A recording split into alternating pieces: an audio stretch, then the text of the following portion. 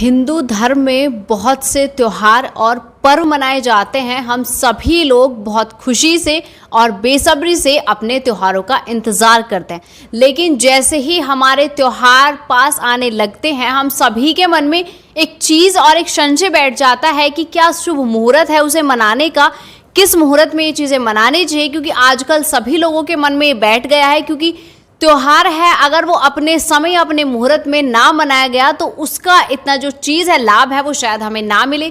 उसी सब संशय को दूर करने के लिए आज हमारे साथ प्रसिद्ध कथावाचक रजनीश शास्त्री जी मौजूद हैं। अब उनसे हम सभी चीज़ों के हल के बारे में जानेंगे। जितने भी दर्शक हैं उन्हें सभी को पता चल जाएगा। सबसे बड़ा संशय जो है रक्षाबंधन को लेकर है कि 11 या 12 को है। अब जो भी संशय हैं या जितने भी डाउट्स हैं वो सभी हम बताएंगे। जी शास्त्री जी, बहुत बहुत स्वागत है आपका। जी धन्यवाद आपका, नितिन जी, मानसी जी और रुड़की हब के सभी दर्शकों को जय श्री राम। देखिए, बहुत अच्छा प्रश्न है और आप लोग समय अनुसार सभी को यह दे देते हैं अपने टीवी चैनल के माध्यम से, सभी को जानकारी हो जाती है। बहुत अच्छी बात है और जानकारी पहुंचनी भी चाहिए ताकि हम उचित समय पर मुहूर्त के अनुसार अपने त्योहारों को, पर्व को मना सकें। बिल्कुल अच्छा प्रश्न है। और सबसे पहले हम त्योहारों की बात करते हैं और अब सबसे पहला जो हमारा बहुत ही अच्छा त्यौहार आने वाला भाई बहन के प्रेम का जो त्यौहार है, येन बद्धो बलि राजा दानवेंद्रो महाबला तेन तुम प्रतिबद्धनामिं रक्षे मांचल मांचला। तो ये जो हमारे रक्षाबंधन का पर्व है इसे लेकर के कहीं ना कहीं संशय मन में है, क्योंकि ऐसा हो जाता है तिथियों का घटना और बढ़ना चंद्रमा पे आधारित होता है। और इस बार भी कुछ ऐसा हो रहा है कि कहीं ना कहीं जो है पूर्णिमा 2 दिनों तक चल रही है और पूर्णिमा जो है 11 तारीख को प्रवेश करेगी लगभग 10:35 पर और वो अगले दिन यानी कि 12 तारीख को लगभग 7:05 तक रहने वाली है। इसलिए पूरा दिन मुहूर्त जो है 11 तारीख में है, लेकिन 11 तारीख में क्या है कि भद्रा लग जा रहा है और भद्रा में राखड़ी बांधना, रक्षाबंधन करना शुभ नहीं माना गया है। क्योंकि जब हम रक्षा सूत्र बांधते हैं एन बद्धो बलि राजा, तो जैसे राजा बलि को बांधे गए, हमारे यहाँ धर्म शास्त्रों में ब्राह्मण को पहले भगवान को राखी चढ़ाने का विधान है। उसके बाद ब्राह्मण से आप रक्षा सूत्र बंधवाएं और फिर भाई की कलाई पर जब हम बांधते हैं तो बहनें जो हैं अपने भाई की लंबी उम्र की कामना करते हैं और भाई प्रेम को यह दर्शाता है। हमेशा बहन यह कामना करती है कि मेरे भाई स्वस्थ रहे, आयु आरोग्य से परिपूर्ण रहे, धन धान्य से परिपूर्ण रहे। उसका प्रेम, उसकी आराधना वंदना उस रक्षाबंधन के माध्यम से होती है।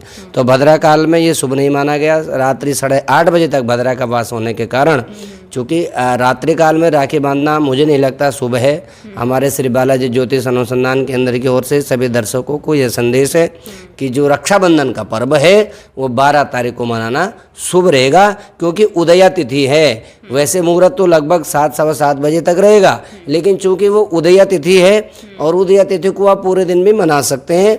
दूसरी बात यह कि रात्रि काल में हमारे यहाँ कोई विधान, अच्छा कार्य नहीं माना जाता है, क्योंकि हम पहले राखी भगवान को चढ़ाते हैं। इसलिए रात्रि काल में भगवान को चढ़ाएं वो भी शुभ नहीं है, बांधे तो भी शुभ नहीं है। तो हमारे ज्योतिष अनुसंधान केंद्र की ओर से 12 तारीख को हम सर्वसम्मति के साथ भगवान का आप पहले रक्षाबंधन चढ़ाएं, उसके बाद बहन अपने भाई को बांध सकते हैं।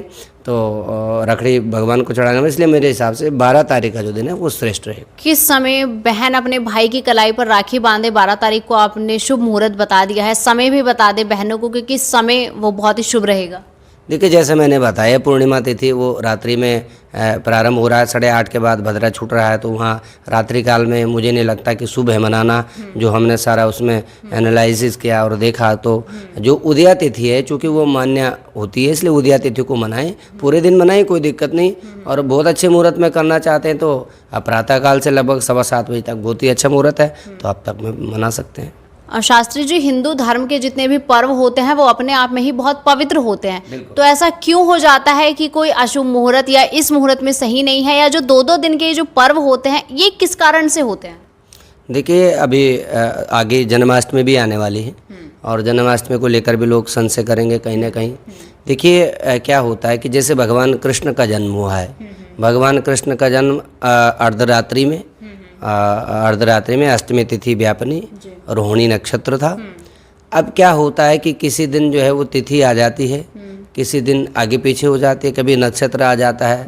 कुछ संत लोग उदय तिथि को मान्यता देते हैं लेकिन हम गृहस्थों के लिए क्या है कि जैसे भगवान कृष्ण का जन्म अष्टमी तिथि में हुआ, अष्टमी तिथि इस बार 18 तारीख में आ रही है।